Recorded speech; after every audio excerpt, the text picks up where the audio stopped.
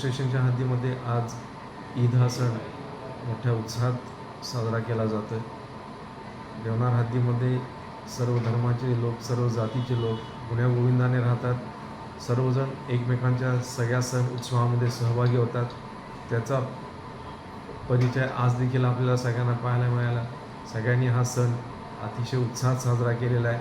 सर्व मुस्लिम बांधवांना आणि भगिनींना सर्व समाजातनं या ईदनिमित्त इतर समाज बांधवांनी देखील चांगल्यापैकी शुभेच्छा दिलेल्या आहेत.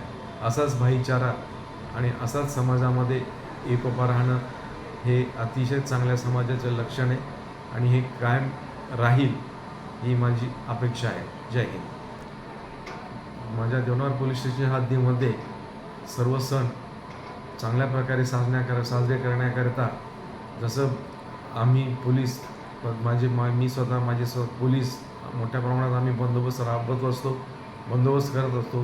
त्याचवेळी आमच्या हद्दीमध्ये ज्या मोहल्ला कमिटी आहेत, शांतता कमिटी आहेत, महिला दक्षता कमिटी आहेत, याचे सदस्य देखील सर्व सणांमध्ये चांगल्या प्रकारे उत्साह राहावा आणि सगळे सण चांगल्या प्रकारे साजरे व्हावेत याकरता त्यांच्या स्तरावर फार चांगल्या प्रकारे प्रयत्न करत असतात आणि त्यांच्या प्रयत्नांना यश देखील मिळत असते. के कोई 30 लोग हैं और हमारे क्या 30 से ख़त्म क्या ईद का दिन था, काफ़ी तादाद में लोग आए हुए थे ईद की नमाज़ अदा की गई और इस मस्जिद में दो जमातें हुई थी. अपना ईद 6:50 और 7:50 पर और काफ़ी तादाद में लोग यहाँ पर हाजिर थे और पुलिस डिपार्टमेंट की तरफ से सारा इंतजाम अच्छा था. किसी तरह की कोई नाफजुबान बात नहीं हुई और दूसरी बात है सब शांति से हुआ, अच्छे से हुआ.